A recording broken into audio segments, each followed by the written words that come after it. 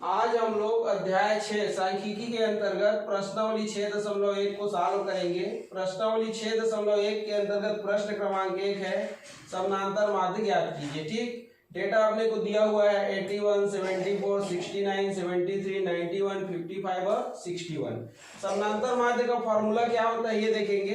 तो समानांतर माध्य बराबर होता है समस्त पदों का योग, ये पदों का योग बटे होता है समस्त पदों की संख्या, ये समस्त पदों की संख्या, ये ठीक है। या समस्त की जगह में दी गई पदों का योग बटे दी गई पदों की संख्या भी अपन लिख सकते हैं। तो ये देखिए समांतर माध्य, तो समांतर माध्य बराबर समस्त पदों का योग मतलब दी गई पद क्या क्या है देखिए 81 है, फिर कितना है 74 है, फिर कितना है 69 है, फिर 73 है, फिर 91 है, फिर कितना है 55 है और फिर कितना है 61 है। ये देखिए अपॉन पदों की संख्या को काउंट कीजिए 1 2 3 4 5 6 7, ये ठीक। अब देखिए समांतर माध्य, ये तो समांतर माध्य बराबर ये सबको आप जोड़ेंगे 81, 74, 69, 73, 91, 55 और किसको 61 को जोड़िए। 5 1 6, 6 1 7, 7 3 10, 10 9 19, 19 और 4 23, 23 1 24, 24 की 4 हासिल लाई 2, 6 5 11, 11 2 कितना हो जाएगा 13, 13 और 9 कितना हो जाएगा 22, 22 7 29, 29 1 30 5 35, 35 और 7 कितना हो जाएगा 42, 42 और 8 तो 42 और 8 कितना हो जाएगा 50, ये आया कितना 504। तो यहाँ पर लिखेंगे 504, ये 504 अपॉन कितना है 7। अब देखिए 7 एकम 7, 7 सत्ते 49, ठीक है। बचा कितना 1, तो 7 दूनी 14। तो समांतर माध्य कितना आया, तो समांतर माध्य बराबर आया आपका 72। ये आपका क्या है आंसर है, ठीक है। इसके बाद हम लोग प्रश्न क्रमांक दूसरा सॉल्व करेंगे। प्रश्न क्रमांक दूसरा क्या है देखिए, इसको आप लोग नोट कीजिए, है ना। इसके बाद हम लोग सेकेंड क्वेश्चन सॉल्व करेंगे। तो सेकेंड क्वेश्चन क्या है देखिए, चलिए इसको हम मिटाते हैं। सेकेंड क्वेश्चन है हमारा प्रश्न क्रमांक 2 है। ये देखिए प्रश्न क्रमांक 2, प्रश्न क्रमांक 2 है 50 से 70 तक की सम संख्याओं का माध्य ज्ञात कीजिए। 50 से 70 तक की सम संख्याओं का, ये सम संख्याओं का माध्य ज्ञात कीजिए, ये माध्य ज्ञात कीजिए, ये हमारा प्रश्न है, ठीक। तो सबसे पहले आपको क्या करना है सॉल्यूशन में 50 से 70 तक सम संख्याओं को लिखना है। 50 से 70 तक मतलब 50 को भी शामिल करना है और 70 को भी शामिल करना है। तो क्या हो जाएगा 50, 50 के बाद 52, 52 के बाद 54, 54 के बाद 56 बोलते जाइए, 58, 58 के बाद 60, 60 के बाद क्या आएगा 62, 62 के बाद 64, 64 के बाद 66, 66 के बाद 68 और 68 के बाद कितना आएगा 70 आएगा, ठीक है। ये सबको जोड़ के देखिए, आप लोग जोड़िए सबको, सबका योग कितना आ रहा है। अब हम लोग फार्मूला लिखेंगे, ठीक। तो फार्मूला किसका, समांतर माध्य ज्ञात करने को बोला है, तो समांतर माध्य, तो समांतर माध्य बराबर क्या होता है, ये दिए गए समस्त, ये दिए गए समस्त पदों का योग, ये समस्त पदों का क्या होता है योग होता है, ये बटे क्या होता है, तो समस्त पदों की संख्या होता है, या दिए गए भी लिख सकते हो, ये दिए गए समस्त पदों की, समस्त पदों की संख्या, ये होता है। अब इसमें आप क्या करेंगे मान रखेंगे। तो ये देखिए बराबर समांतर माध्य, ये समांतर माध्य ऐसा भी लिख सकते हो 60 में दिया गया पद कितना है 50, 52, 54, 56, फिर क्या है 58, फिर 60, 60 के बाद क्या है 62, 62 के बाद 64, फिर 66, फिर है 68 और फिर लास्ट क्या है 70। ये देखिए, ये सबको आप लोग जोड़ के देखिए क्या आ रहा है। ठीक, अब पदों की संख्या को गिनिए, 1 2 3 4 5 6 7 8 9 10 11। कितना आ रहा है? 11 आ रही है। तो समांतर माध्य आप पास में भी लिख सकते हो, ये ऐसा, ये पूरा लिखोगे तो ये हो जाएगा ये समांतर ये माध्य ये। ठीक है, तो ये देखिए समांतर माध्य, समांतर माध्य बराबर ये सबको जोड़ने से कितना आ रहा है? 660 आ रहा है। अपान कितना? ये 11 है ना। अब इसको घटाओगे, 11 एकम 11, 11 छक्के 66 और 11 16 0। तो समांतर माध्य कितना आया? कितना आया समांतर माध्य? समांतर माध्य आया 60। तो ऐसे अपन क्या करते हैं? समांतर माध्य ज्ञात करते हैं। 6.1 में देखिए आप लोग, 6.1 का प्रश्न क्रमांक 2 60 आया है, मतलब हमारा आंसर सही है। इसको आप लोग नोट कर सकते हैं। इसके बाद हम लोग क्वेश्चन नंबर 3 को सॉल्व करेंगे। क्वेश्चन नंबर 3 क्या है? देखिए, क्वेश्चन नंबर 3 में बोल रहा है आपको, क्वेश्चन नंबर 3 प्रश्न क्रमांक 3। तो प्रश्न क्रमांक 3 क्या है? देखिए, माध्यिका ज्ञात कीजिए बोल रहा है। क्या बोल रहा है? माध्यिका ज्ञात कीजिए, ये बोल रहा है आपको। ठीक है, ये तो माध्यिका ज्ञात कीजिए में डेटा दिया हुआ है आपको। देखिए 4, फिर कितना दिया हुआ है? 5, 4 5, इसके बाद दिया हुआ है 10, ये 4 5 10 है ना। 10 के बाद कितना है? 6 है, फिर कितना है? 7 है, फिर 14 है और उसके बाद 9 है ये, और ये 15 है। इसके पहले आपने क्या देखा? समांतर माध्य। क्या देखा? समांतर माध्य। समांतर माध्य को क्या बोलते हैं इंग्लिश में? तो इंग्लिश में बोलते हैं मीन। क्या बोलते हैं? मीन। ठीक है, अब हम लोग क्या क्या ज्ञात करेंगे? माध्यिका। माध्यिका को क्या बोलते हैं? तो माध्यिका को मीडियन बोलते हैं। ठीक है, इंग्लिश में। अब चलिए इसको सॉल्व करते हैं। तो हमेशा याद रखना, माध्यिका ज्ञात करने के लिए सबसे पहले हम लोग जो दिया गया डेटा है उसको क्या करते हैं? बढ़ते क्रम में लिखते हैं। किस में लिखते हैं? बढ़ते क्रम में। ठीक, बढ़ते क्रम को क्या बोलते हैं? बढ़ते क्रम को बोलते हैं आरोही क्रम। ये तो लिखेंगे आरोही क्रम में लिखने पर, ये आरोही क्रम में क्या करने पर? लिखने पर, ये। ठीक है, आरोही क्रम में लिखिए। आरोही क्रम में क्या होता है? सबसे छोटा डेटा पहले आता है।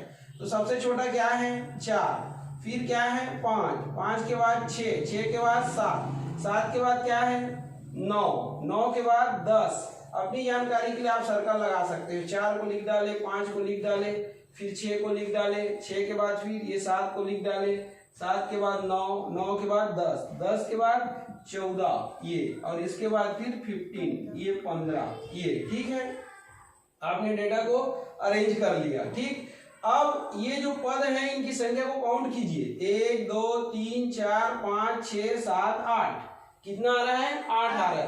तो यहाँ लिखेंगे ये n बराबर क्या है? 8। n क्या है? पदों की संख्या। n बराबर 8 है ना, जो कि n मतलब पदों की संख्या। आप ऐसे भी लिख सकते हो, देखिए इसको, ये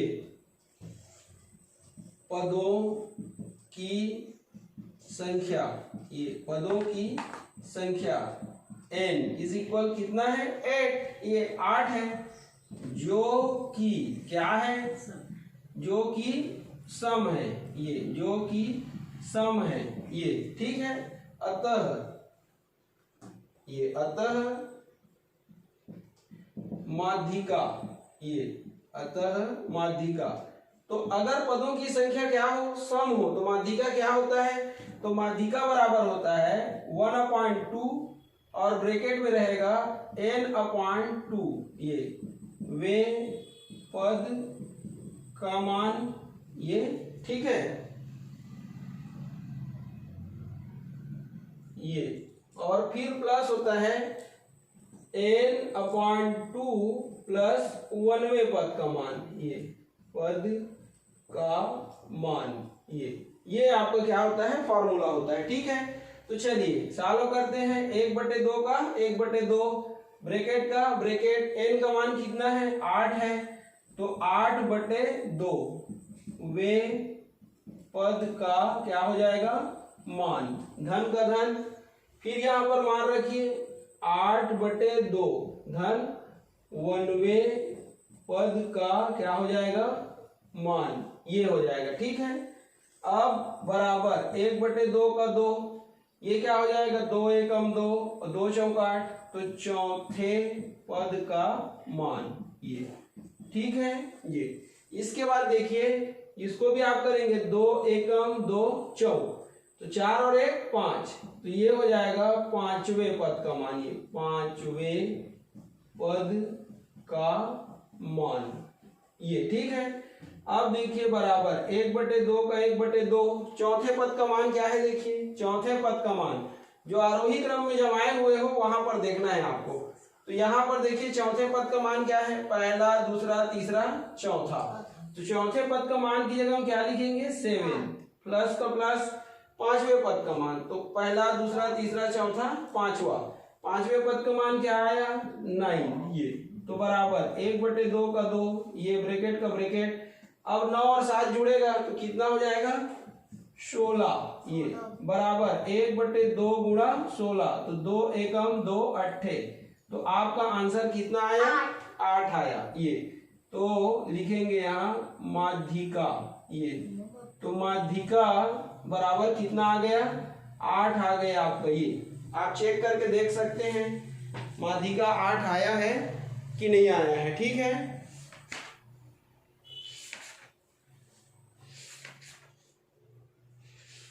चलिए अपन देखते हैं माध्यिका का मान 8 आया है कि नहीं आया है ना। प्रश्नावली कौन सा है, 6.1, तो 8 आया है मतलब सही है। इसके बाद हम लोग नेक्स्ट क्वेश्चन सॉल्व करेंगे। नेक्स्ट क्वेश्चन क्या है, देखिए इसको मिटा देते हैं, आप लोग नोट कर लीजिए, है ना। चलिए नेक्स्ट क्वेश्चन देखते हैं। नेक्स्ट क्वेश्चन है, फिर से माध्यिका है, माध्यिका का क्वेश्चन है, प्रश्न क्रमांक 4। ये प्रश्न क्रमांक 4 है।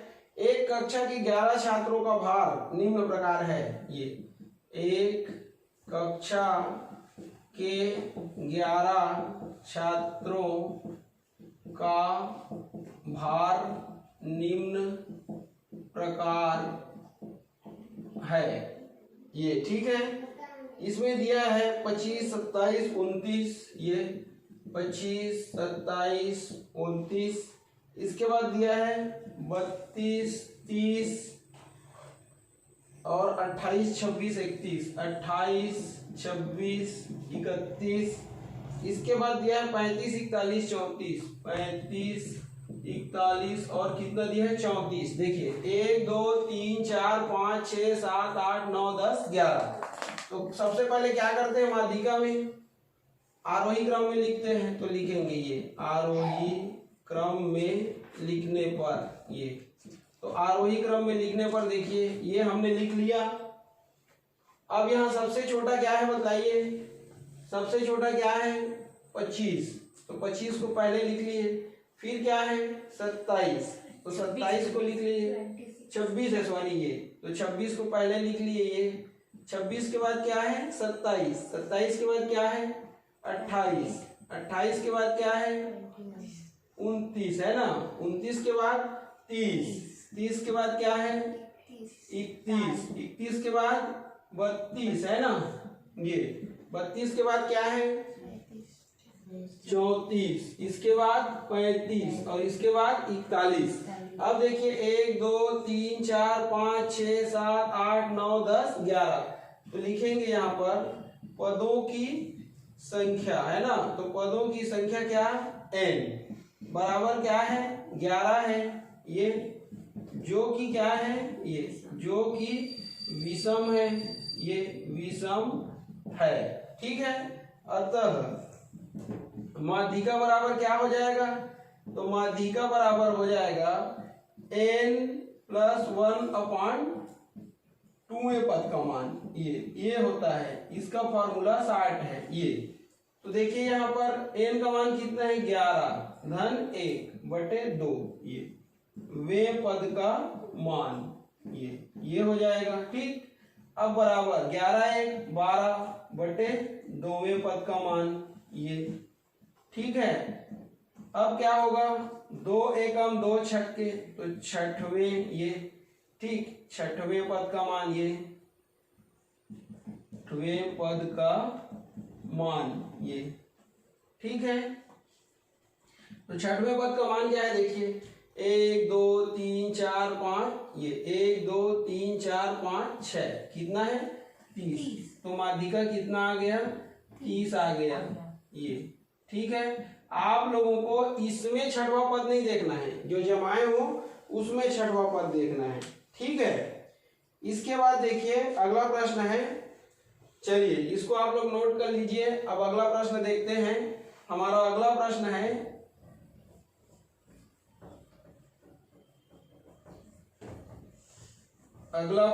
हमारा प्रश्न क्रमांक 5 उसी के जैसा है। प्रश्न क्रमांक 6 को देखते हैं और प्रश्न क्रमांक 7 को। तो प्रश्न क्रमांक 7 को अपन सॉल्व कर रहे हैं।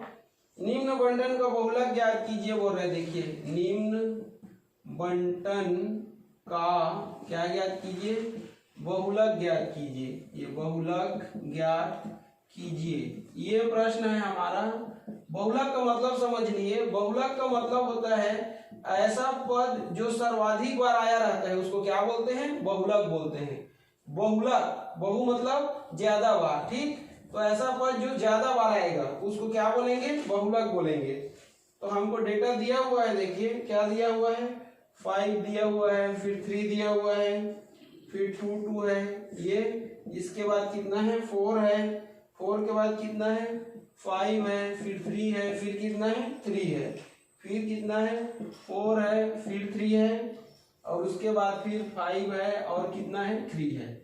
ये देखिए इसको सॉल्व करेंगे तो इसमें भी आरोही क्रम में लिखते हैं डेटा को। सबसे पहले ये आरोही क्रम में लिखने पर, ये आरोही क्रम में क्या करने पर लिखने पर सबसे छोटा कौन है बताइए 2।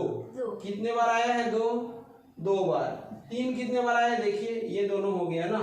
3 कितने बार आया 1 2 3 4 5 बार, 1 2 3 4 और 5।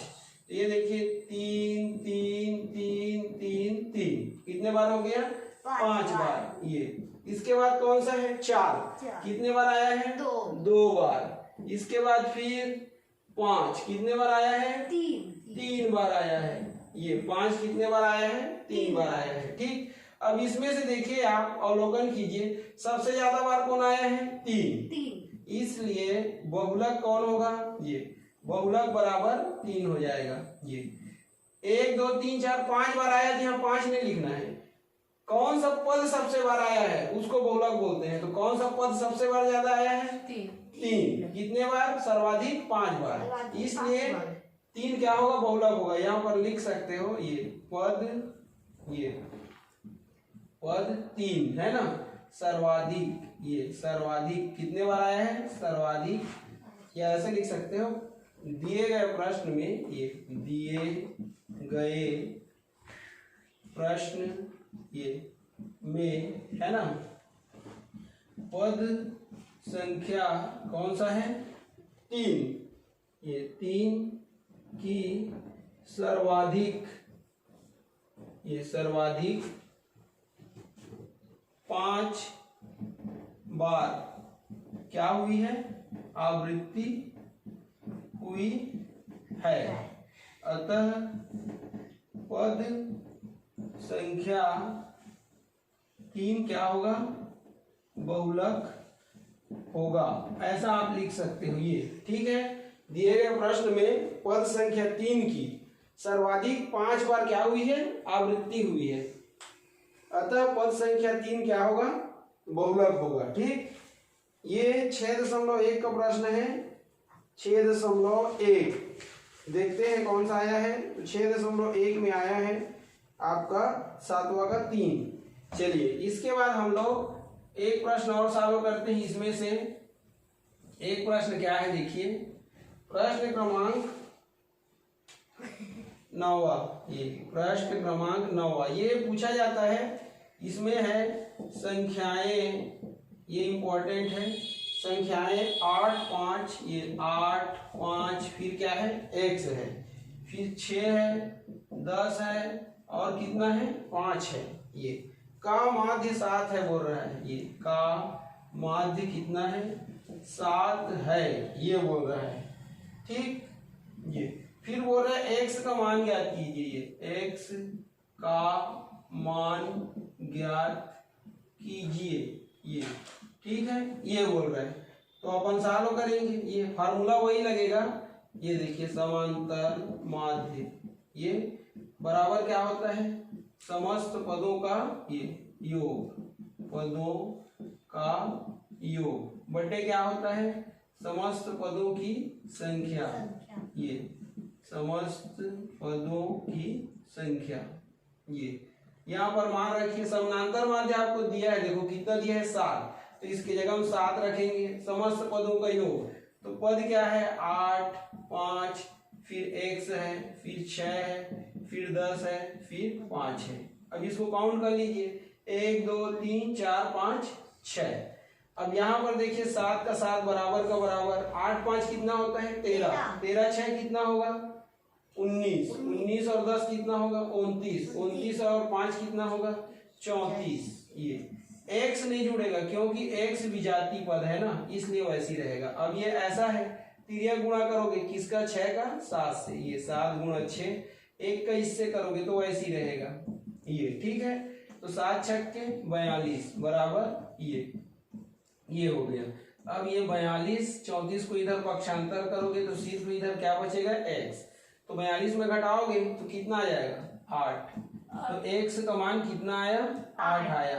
आप इसको या करके ऐसा भी लिख सकते हो, ये या करके x को इधर और इसको इधर, तो ये क्या हो गया आपका आंसर हो गया। ठीक है, आगे हम लोग और सॉल्व करेंगे।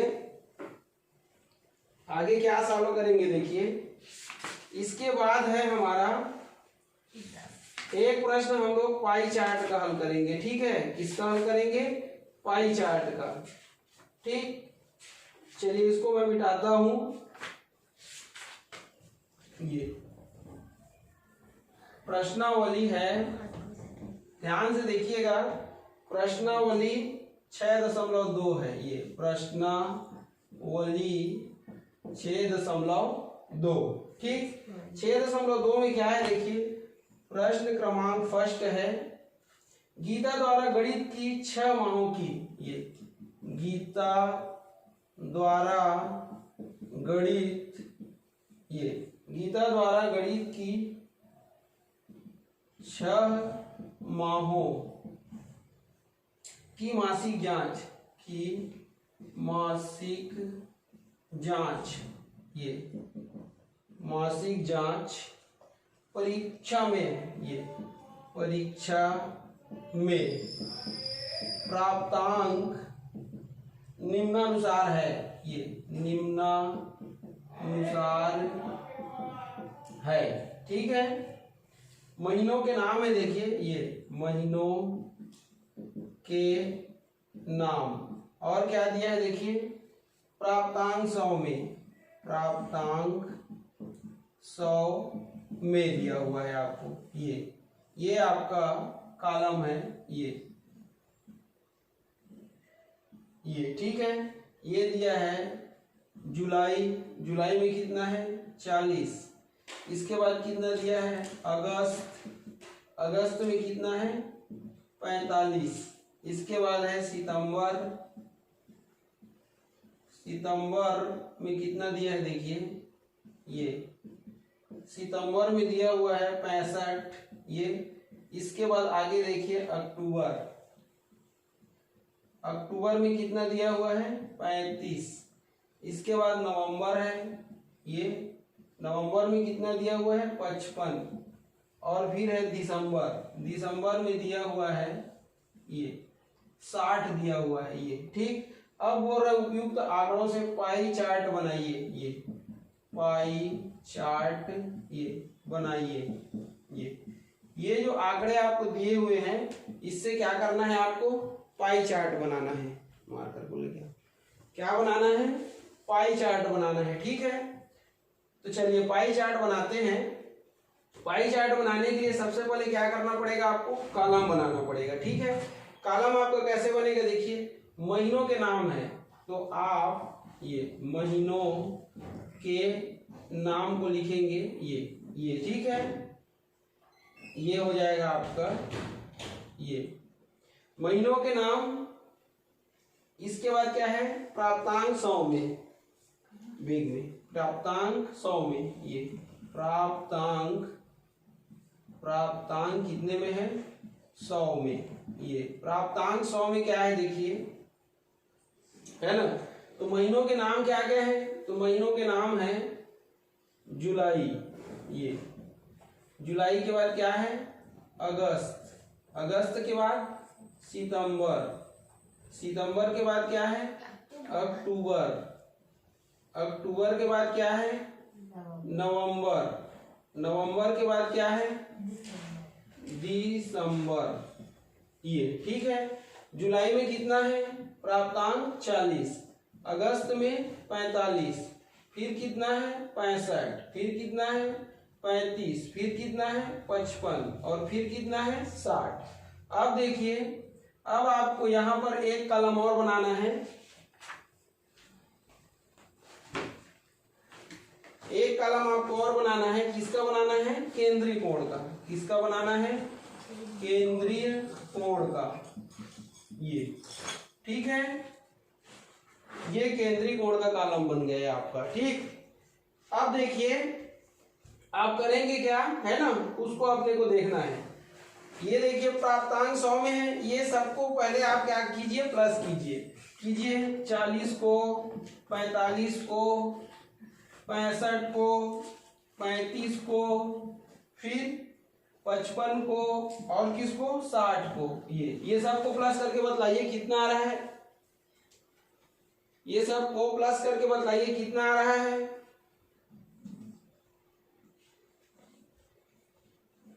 देखिए प्लस करके, चलिए प्लस करते हैं, है ना। 5 5 10 5 15 5 कितना हो जाएगा 20, 20 का शून्य, हासिल कितना होगा 2, 6 5 11 2 13, 13 3 15, 15 और 6 कितना हो जाएगा 21, 21 4 कितना होगा 25, 25 4 कितना हो जाएगा 29। एक बार और करके देखो 290 आ रहा है कि नहीं आ रहा है, देखिए क्योंकि यहां पर मिस्टेक हुआ उसके बाद फिर आगे नहीं बनेगा, इसलिए आपको बार बार करके देखना है। ठीक है, तो चलिए फिर से कर लीजिए। 5 5 10 15 20 की शून्य हासिल 2, 6 5 11 2 13, 13 और 3 16, 16 और 6 22, 22 4 कितना हो जाएगा 26, 26 और 4 कितना हो जाएगा 30, 30 आ रहा है, कितना आ रहा है 30 आ रहा है। तो यहाँ पर क्या लिखोगे 30 लिखोगे, ये ऐसा। ठीक, तो टोटल कितना आया 300, कितना आ रहा है 300। तो ये देखिए ये सबका योग कितना आ रहा है 300। ये ठीक है, ये क्या है आपका, ये क्या है टोटल प्राप्तांक है। ठीक है, ये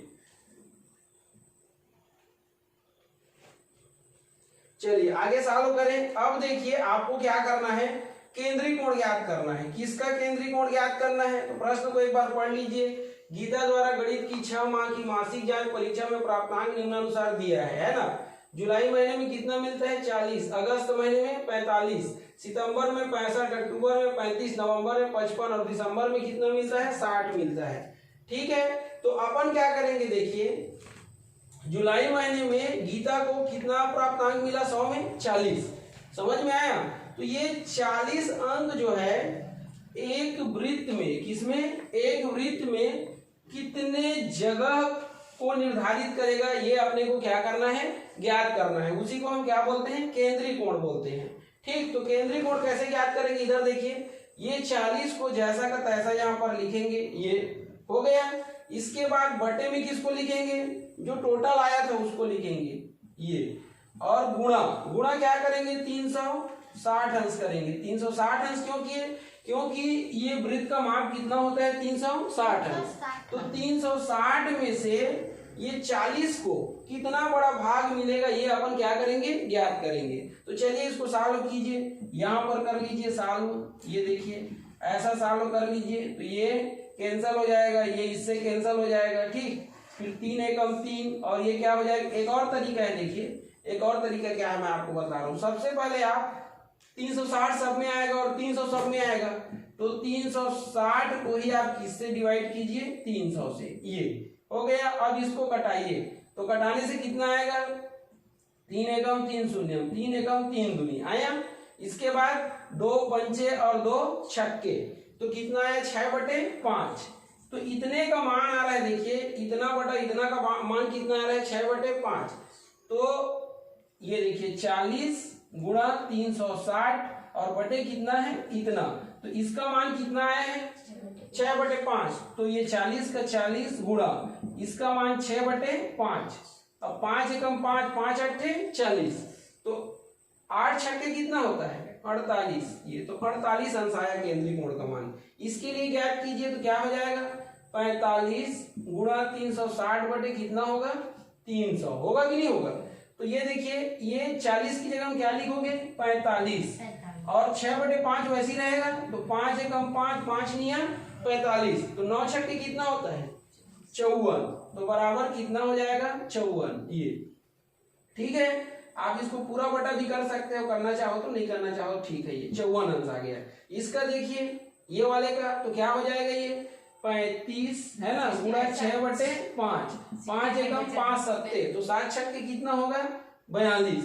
तो ये 35/300 गुणा कितना, 360 अंश। ये तो कितना आ रहा है, कितना आ रहा है, 7 छक्के 42, कितना आ रहा है, 65 का नहीं किए, 42 आ रहा है, ठीक है। अच्छा इसका किए, इसका किए, 65 का नहीं किए है ना, तो 65 का भी कर लेते हैं। चलिए ये 65 का नहीं कर पाए हैं अपन, इसको छोटा छोटा लिखना पड़ेगा। ये 54 आया है, याद रखना है ना। तो ये क्या हो जाएगा, 45/300 गुणा 360 बराबर कितना आया था, 54 आया था। फिर 65 है ना, बटे कितना हो जाएगा, 300 गुणा 360। पहले लिख लेते हैं सबको, फिर क्या आएगा, 35/300 गुणा 360। इसके बाद फिर 55 गुणा 360 और ये बटे में कितना होगा, 300। ये फिर इसका 60/300 गुणा कितना हो जाएगा, 360। ये बराबर, ठीक। अब करते जाते हैं, तो इसका कीजिए कितना हो जाएगा,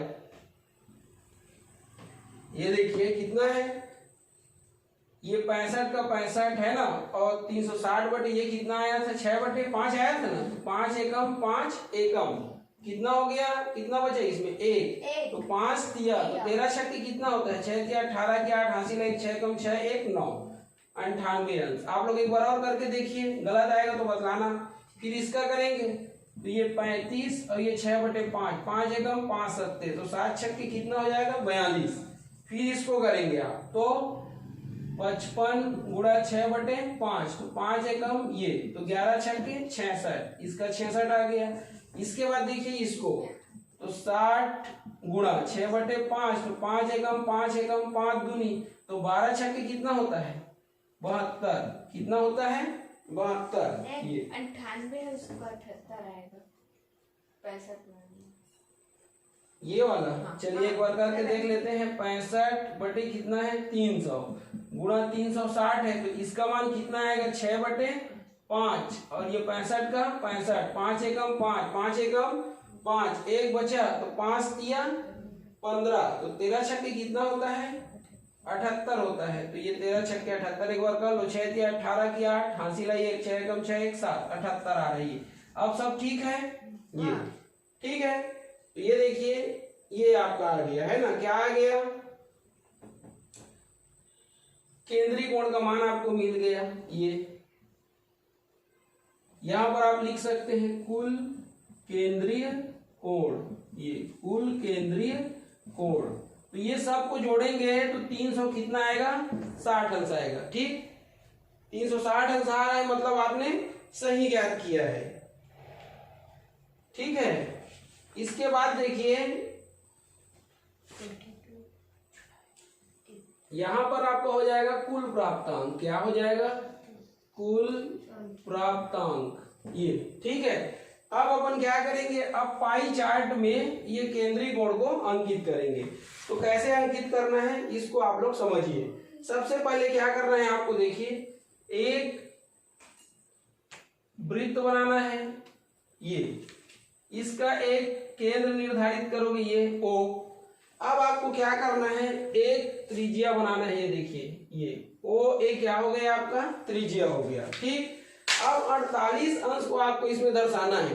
तो आप क्या करेंगे, देखिए इसको केंद्र मानेंगे ये O को, और चांदे को ऐसे रखना है ये, और कितना अंश गिनना है आपको, 48 अंश, ऐसे 0 से। ठीक, 1 2 3 करके, ये 10-10 का अंतराल रहता है, तो 10 20 30 40 45 और ये 48 करके।